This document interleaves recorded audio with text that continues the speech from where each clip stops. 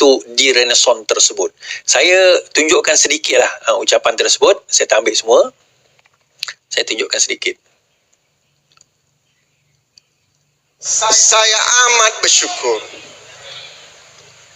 kerana pada 4 April 1999 saya berada di dalam dewan ini sebagai wanita wajah kita Zuraidah Kamarudin berada di dalam dewan ini. Saudara Siva Rasa Rasya berada di dalam dewan. Siva Rasa tak lompat lepas tu. Datuk Kamarul Baharin berada di dalam dewan ini. Dan saya percaya ramai lagi yang berada di dalam dewan ini. Claim any credit. Sebab parti ini dibina oleh saudara-saudari. Okey. Ini ucapan beliau. Saya takkan go panjang. Dia 40 minit. Tapi ucapan yang Zuraidah bawa tu, ini ucapan dia.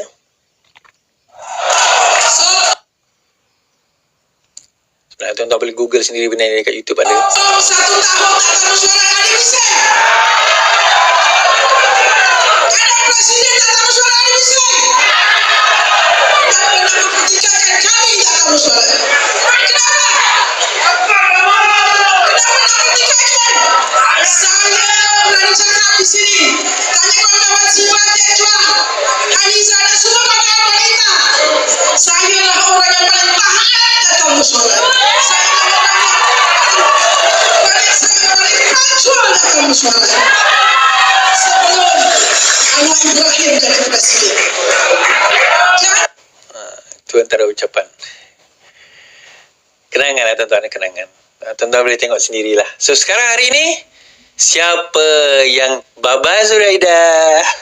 On top of that tuan-tuan, ada saman 10 juta tau. On top of that tadi, ada saman 10 juta oleh PKR terhadap Zuraidah, dan Zuraidah kena bayar saman 10 juta tersebut. Wow. Saman 10 juta tersebut, Zuraidah kena bayar. Hadirin yang dirahmati Allah sekalian, saya nak mengambil contoh. Ada satu ucapan yang tadi tu tuan-tuan dengar ucapan oleh Yang Berhormat Datuk Razali Idris, pengerusi Jawatankuasa Pelancongan Kebudayaan Alam Sekitar Negeri Terengganu, telah membuat satu ucapan di Kemaman dalam apa orang kata, dalam ceramah politik Kemaman. Nah, ucapan ini saya nak tunjuk pada tuan-tuan, dan ucapan ini sebenarnya secara kesimpulan dia menyatakan bahawa PMX campur tangan dalam urusan mahkamah. Kita dengar, kemudian saya akan ulas.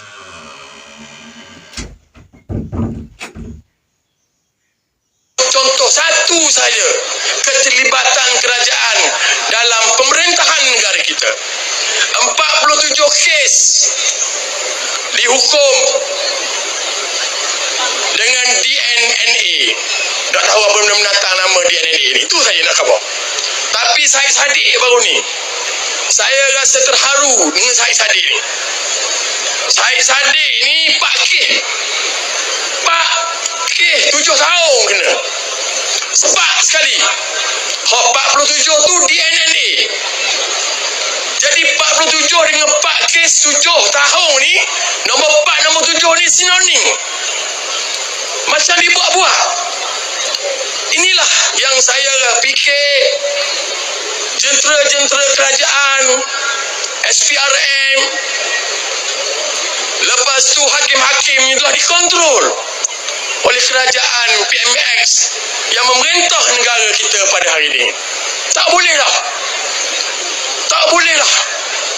Kita kena berusaha bersungguh-sungguh untuk memastikan 040 pada 2 Disember nanti majoriti berlipat ganda untuk beri signal kepada kerajaan pusat bahawa Okey.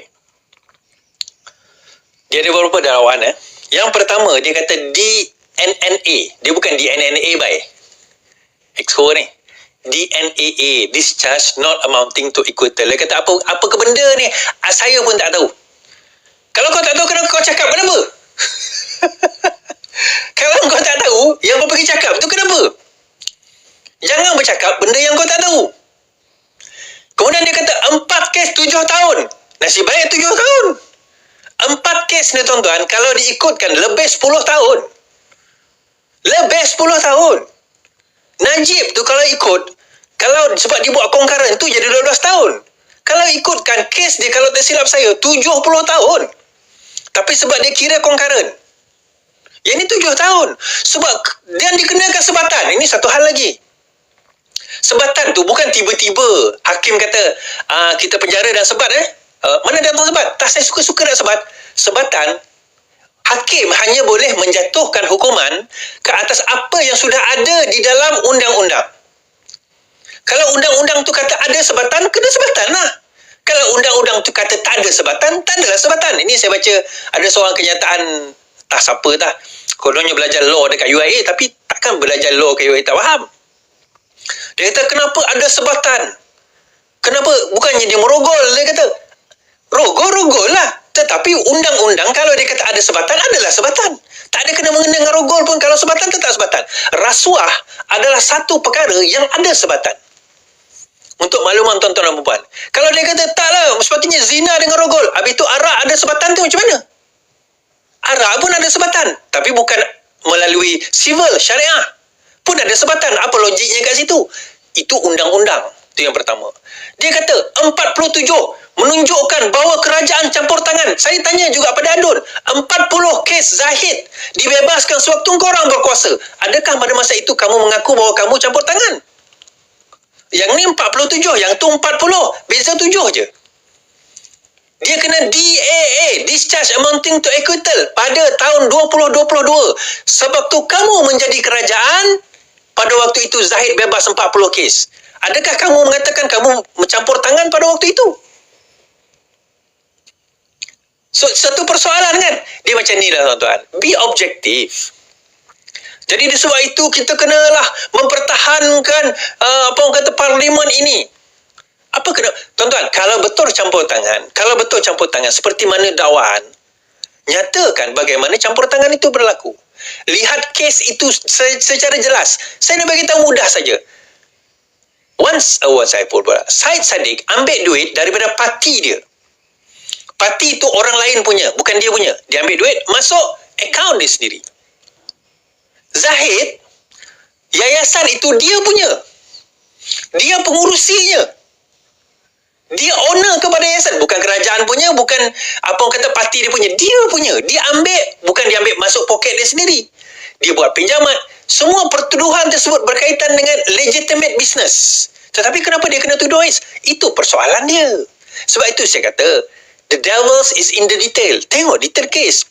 Even kes pembebasan Zahid, 40 kes VLN, visa luar negara VLN, saya tengok kes tersebut dan saya kata, ya, dia wajar dibebaskan. Sedangkan pada waktu itu PN yang memerintah. Adakah saya kata, tengok kerajaan telah campur tangan dalam urusan, kerajaan ada campur tangan di dalam mahkamah. Saya tengok fakta kes dan saya kata 40 kes wajar dia dibebaskan kerana bukti tak cukup. Bukan saya kata dia tak buat. Saya kata bukan saya kata dia tak buat.